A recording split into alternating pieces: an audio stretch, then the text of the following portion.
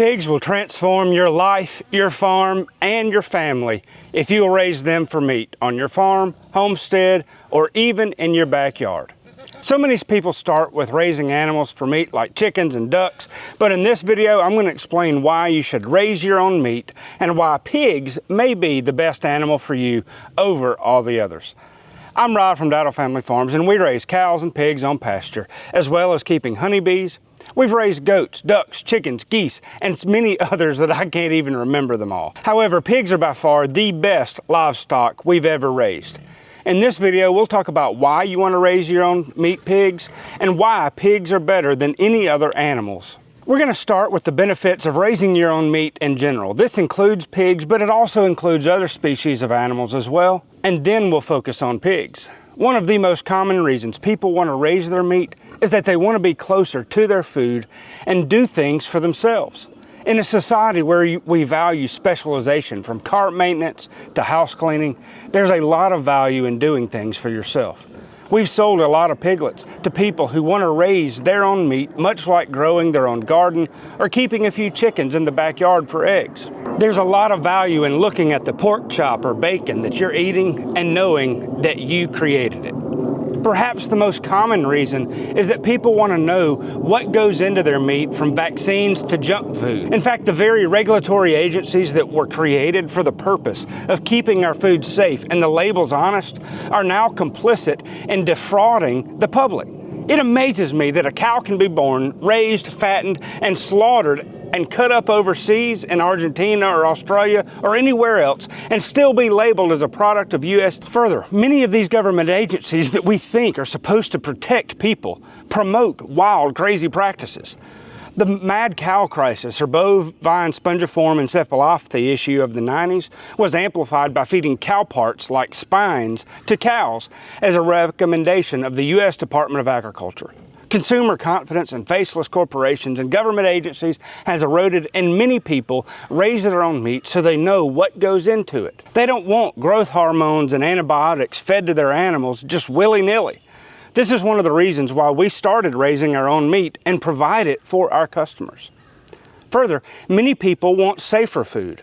By raising your own livestock, you can process them on your farm or take them to a local processor that takes great care in the processing of the animal. There's less risk of foodborne illness when they process one animal at a time compared to thousands per hour.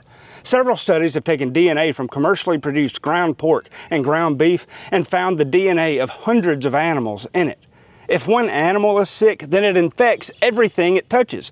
That's why the recommended cooking temperature for ground beef is higher than that of a single cut of meat like steak. When people raise their own livestock at home, they can get healthier livestock too. You know it's not sick, and you know that when you drop it off, you'll know what you get back from the processor. And a lot of people don't like the chemicals and additives placed in conventional meat to make it look right and to clean it up. Have you ever seen a chilling tank in a chicken processing plant? They can be over 100 feet long, filled with water, ice, and chloride to kill bacteria. There's often a foam on top of the water that is nasty.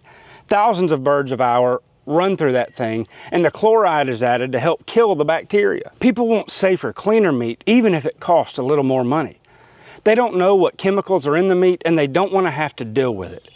These issues are for raising your own meat in general, but what is specific to raising pigs over other livestock? First, bacon. Need I say more? It's hard to beat bacon. Pigs don't cost as much more to raise in your backyard than what you buy in the grocery store compared to chickens. The cost of raising chickens is so much higher than what you can buy in the grocery store.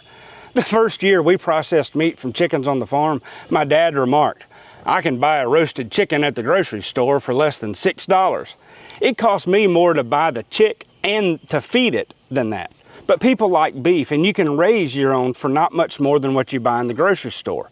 But it takes a lot of space to raise beef, leading us to the third point, that pigs don't require as much space. If you want to raise a couple cows, they're large animals that require large volumes of feed or grass, and they require a lot of work. But you can raise a couple pigs on less than an acre, and if managed properly, you can raise them in less than 1,000 square feet. We'll address how to do this in a future video, but it's really quite simple. Fourth, pigs produce a lot of meat quickly. You can acquire good pig meat genetics pretty cheap. I'm not talking about Kune-Kunes, Idaho pasture pigs, Mangalitzas, or the others. I'm talking about the standard meat pigs that will produce good quality pork and grow quickly and efficiently. Berkshire, Duroc, Hampshire, Chester White, Old Spots, Yorkshire, Blue Butts, and crossbreeds of these. In 5 to 7 months, you can feed and water them and have outstanding pork. And it doesn't take as long as it does with cattle, like 1.5 to 2.5 years. Fifth, pigs are sturdy animals. They will always be a small percentage of loss with livestock for whatever reason. But meat chickens tend to look for ways to die, and turkeys aren't much better. Good weaned piglets tend to be very healthy, and they're not as fragile as other livestock. They're large, meaty animals and hard to hurt. By the way, don't forget the bacon.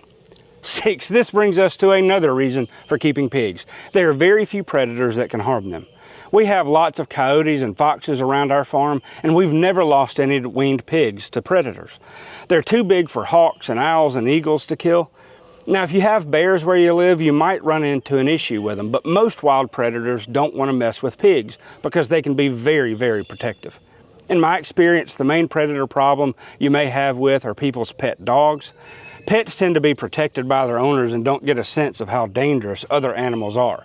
They'll chase pigs around in a pen because pigs will run away from them initially. However, a decent-sized pig can easily kill or maim a dog.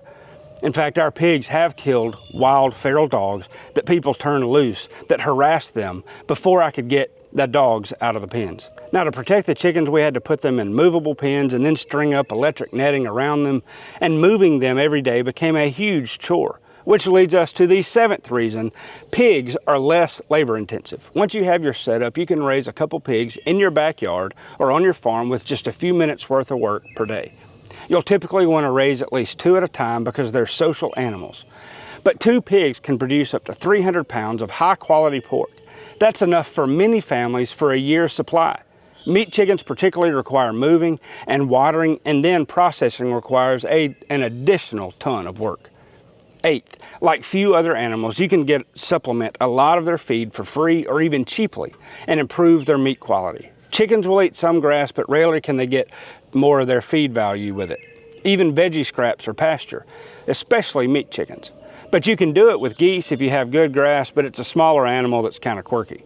Now, while I recommend starting your pigs out on a good, high-quality feed until you know how to feed them well, you can still give them garden produce, veggie scraps, and milk, all of which produce outstanding pork. But remember, if you're in the U.S., you're required to only use pasteurized milk, and some states, like Mississippi, require a permit to feed it. In the fall, you can finish your pigs out on acorns, beech nuts, and hickory nuts, and produce outstanding pork. There are a lot of ways to save on feed costs with pigs, but remember that if you feed pigs garbage, you will get a lower quality product back. Things like stale bread and bakery goods do not produce good pork, in my opinion. The fat gets really greasy and there's very little protein in it. 9th, did I mention bacon? And while I'm on the subject of the bacon theme, pork is one of the best meats to cure. There are all kinds of hot dogs, smoked sausages, breakfast sausages, hams, ham steaks, pastrami's, pepperonis, and many others. These cured products are excellent value-added thing. And if you eat these anyway, your own pork will be much better quality in these value-added items. By the way, don't forget the bacon. Now, there are other reasons pigs are some of the best livestock to raise for your own meat. Lots of educational opportunities for kids. There's nothing like your family being directly involved in the food that we eat. It comes from plants and animals, not grocery stores and corporations. It's a great way to stay connected to your food. 11th, it's extremely therapeutic. I love watching our pigs root around, play, and rest, eating acorns, grazing cover crops, and improving the soil on our farm. It's great when the pigs come up to us for back scratches and head rubs.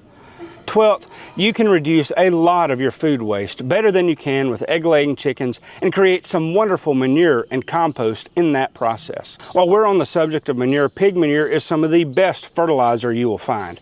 I'll delve into this more when we talk about the different ways to raise pigs, but whether you raise them for a compost or in pasture, they will improve the ground significantly. Now, there are a lot of misconceptions to raising pigs, and some people think that raising pigs is going to be cheaper. It isn't.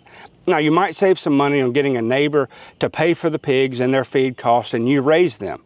You might start by raising them or even selling them commercially, but it isn't going to be cheaper. Now, another misconception is that people think that pigs stink. Now, that's generally not true. Now, all species of animals poop, and their poop stinks. Pigs tend to get a bad rap, though, because people keep them in wet, confined spaces without having a plan to deal with the moisture and the manure.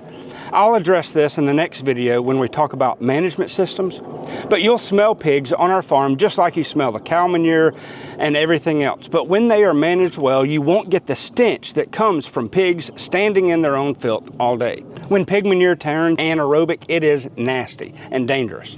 And while there are some pigs that can be aggressive like dogs, most people find that pigs can be incredibly loving animals. Our boar Ferdinand is huge and loves having his head rubbed and his back scratched. Finally, people say pigs are nasty, and most of them have never seen pigs kept really well. Give them some space and they will thrive. I hope you got some value out of this video. If you did, do me a favor and share it with others that you think will like it. It'll help the channel grow. It'll help more people figure out how to raise their own meat, and it'll help us. In the next video, I'm going to talk about how we manage pigs in smaller spaces without pasture, pen size, and many other things. Be on the lookout for it maybe in the next week or so. Then we'll begin talking about raising pigs on pasture. Until then, take care and have a wonderful day.